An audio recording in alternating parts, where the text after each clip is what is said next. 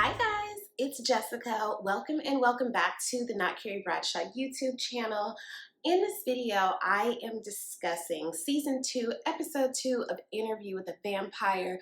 We are really getting into the meat of Claudia and Louis' big adventure. So they are making their way in Paris, and unbeknownst to them, they are not checking in with the local vampires. Like, they don't know how any of this works because the person who turned them is ostensibly dead. Like, we know that he's not really dead because Louis didn't, deliver the final death blow. But the person who would have been like training them on how, like, the social norms and whatnot of the cult of vampires is no longer with them. So they're just finding their way. And Armand is giving us this other perspective, or this, he's acting as like a second narrator to this part of Louis' life. And Mr. Malloy is being a little bit insufferable. He kind of is making fun of or calling out all of these things. It's like, in a way, Malloy is kind of being like us as the audience. Like, things where it seems like something is cheesy, he's saying what I guess the audience will be thinking of, like, yeah, right. And at a certain point, it gets to be a bit much, but we'll get there.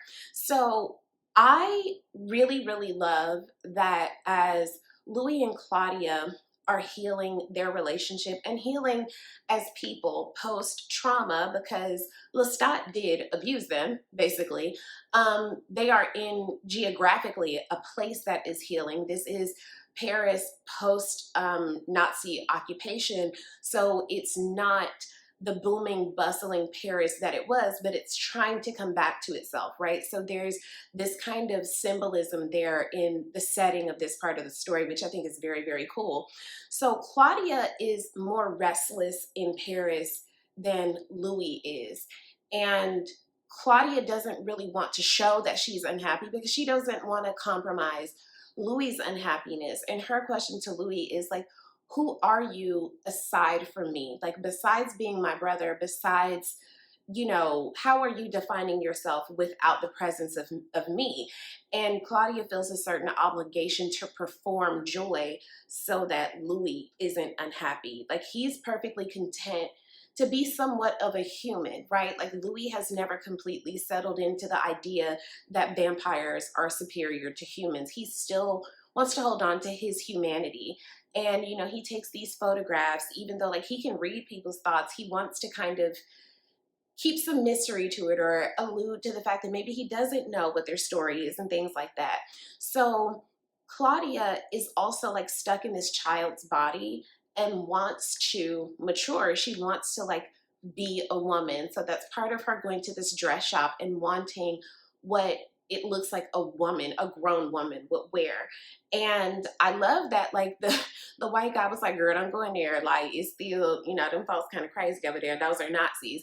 And we can tell just how unwelcoming this woman is to Claudia, right? So I also like that Mr. Malloy tried to call Louis out on his somewhat romanticized notion of what it meant to be a Black American in Paris, right?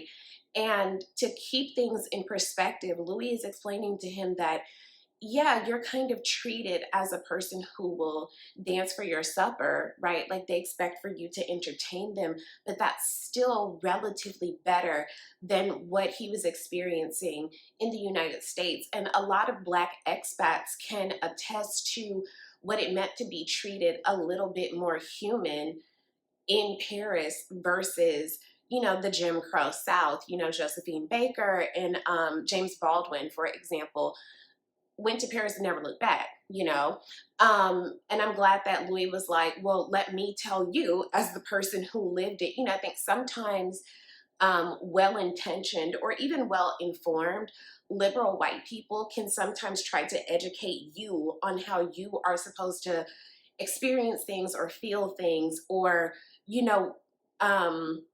what racism was for other people that were there. And Louis is like, yeah, but you actually kind of get treated as an American, right? And I can even attest to that from when, like, I visited Paris, or just being in another country, period. that's the only time that I really felt American.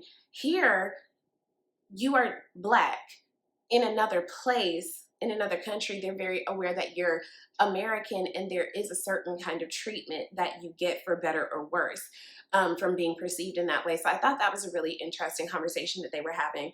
So we finally get to the story of how Louis and Armand meet. And of course they met at the Rambles at a park because gay. And it's actually this really beautiful moment where Armand says to Louis, "I will not hurt you." And then he says, "And I never have."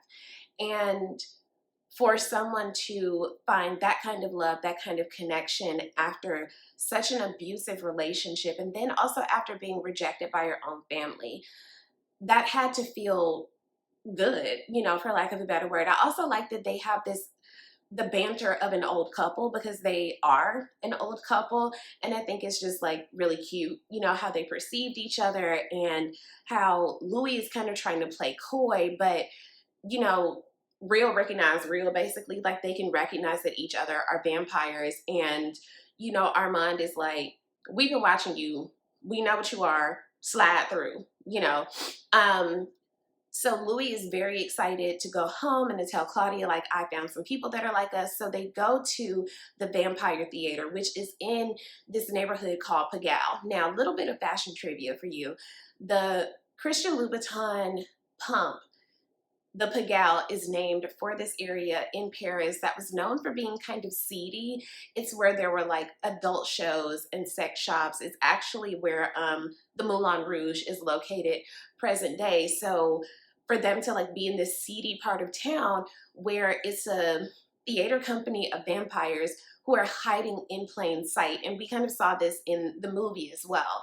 So they have this scene where, you know, the person who is leading the play is telling everyone in the audience, like, "You are complicit in whatever happens here." And they have no concept of the fact that, like, this is real. So they basically like sacrifice or kill this woman on stage. Louis is scandalized by this. Claudia is absolutely thrilled. Claudia had much more of a bloodlust than Louis. Claudia has leaned more into feeling a certain amount of pride in being a vampire. And this is what she had hoped to find for so long, is the people who are like them, who are proud to be like them. And then on another level, she wants to find vampires who perform vampirism the way she does.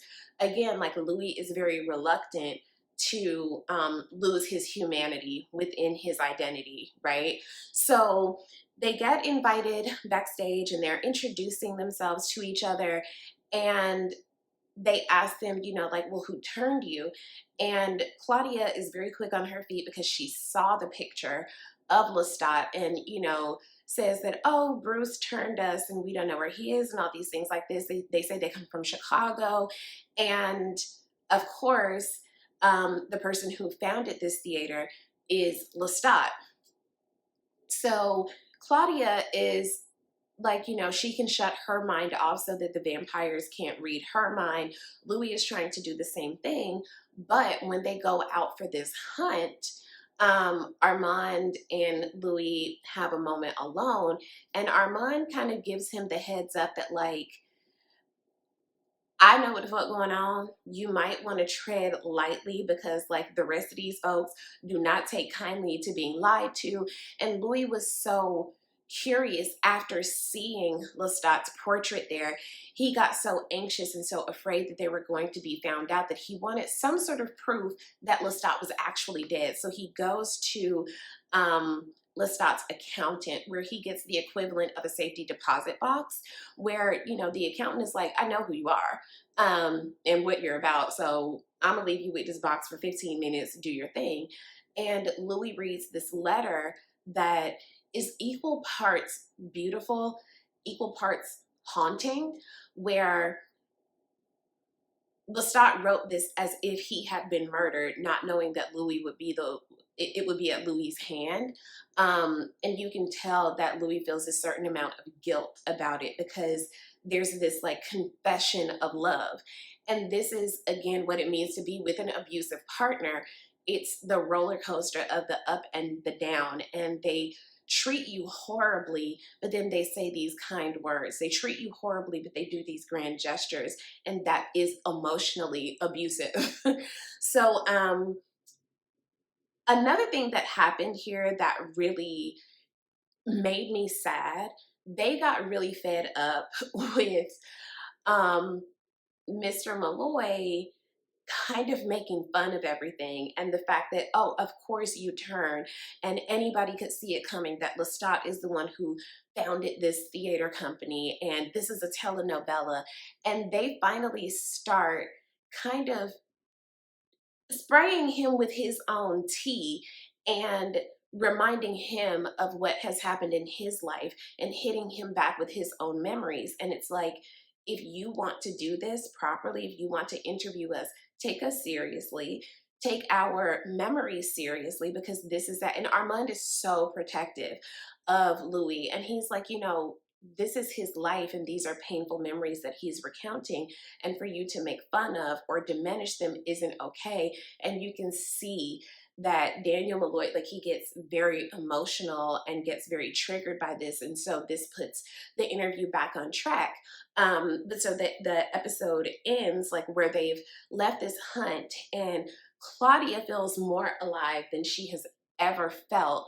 And I appreciate that Armand tells Louis, like, I can help train you more on how to use your mind reading powers and how to even like kind of shield your mind more, because I know that you knew who Lestat was, and you can tell me in your own time what your relationship was, but just be careful, because this coven is pretty volatile, right?